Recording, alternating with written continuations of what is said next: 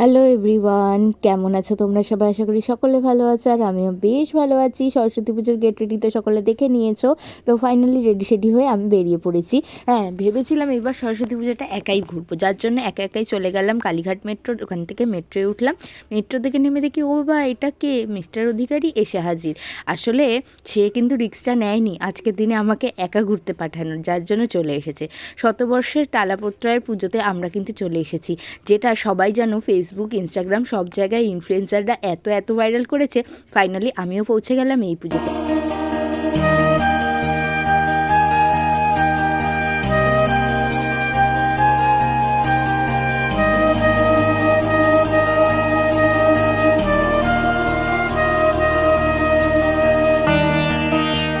প্রতিমা দর্শনের পর একটু ছবি তুলে নিলাম, ভিডিওস বানিয়ে নিলাম, তারপর পৌঁছে গেলাম শ্যামবাজার মোড়। হ্যাঁ, এখানে অবস্থা দেখো, গুগল ম্যাপের সাথে সে গোল করে ঘুরছে কেমন। জোর সে বল কে লোগো কো স্কিমে বাতা দে। এদিকে আমি যে ভিডিওটা অন রেখেছি সে খেয়াল করেনি, দেখে সেজন্য লজ্জাই পেয়ে গেছে। তখন থেকে দেখছি আমাকে ছেড়ে খালি আগে এগিয়ে যাচ্ছে। আরে আমাকে ছেড়ে একা চলে যাচ্ছে, আসবোই না তোর সাথে আমি ঠাকুর দেখতে।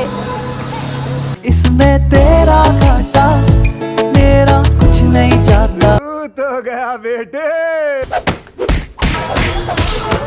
তারপর কিন্তু নেক্সট ঠাকুর পুজো আমরা দেখতে গেলাম উত্তরে আড্ডা ক্লাবে। তো এখানকার যে পুজোটা ছিল এটাও আমার ইনস্টাগ্রাম থেকেই জানা। হ্যাঁ, নর্থ ক্যালকাটার সমস্ত ইনফরমেশন ইনস্টাগ্রাম, ফেসবুক এই সমস্ত জায়গা থেকেই জানা। তো ফাইনালি আমরা পৌঁছে গেলাম এই পুজোটাতেও। এখানে থিম পুজোটা এত সুন্দর করেছিল, পুরো একটা নস্টালজিক ব্যাপার ছিল পুজোটার মধ্যে। তারপরে এখানে বেশ সুন্দর ক্যানভাস আর্ট রাখা ছিল, যেগুলো ভীষণ সুন্দর ছিল। আর এখানে একটা বিশেষ জিনিস কী ছিল জানো, এখানে ছিল একটা মিরর, যেখান থেকে আমরা একটু মিরর সেলফি আর মিরর ভিডিও করে নিলাম।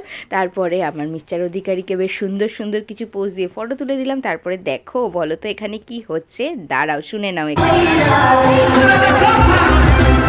হ্যাঁ, উত্তরে আড্ডাতে হচ্ছিল ডিজে। তারপরে আমরা চলে আসলাম সেখান থেকে, আর এসে আমাকে মিস্টার অধিকারী কিছু সুন্দর ভিডিও বানিয়ে দিল ফর ইনস্টাগ্রাম রিলস। সেগুলো তোমরা ইনস্টাগ্রামে দেখতেই পাবে। আর তারপরে আমরা আবার চলে আসলাম শ্যামবাজার মোড়, কারণ এইবার সে যাচ্ছে বাবুলালের দোকানের ভেটকির মোমো খাবে।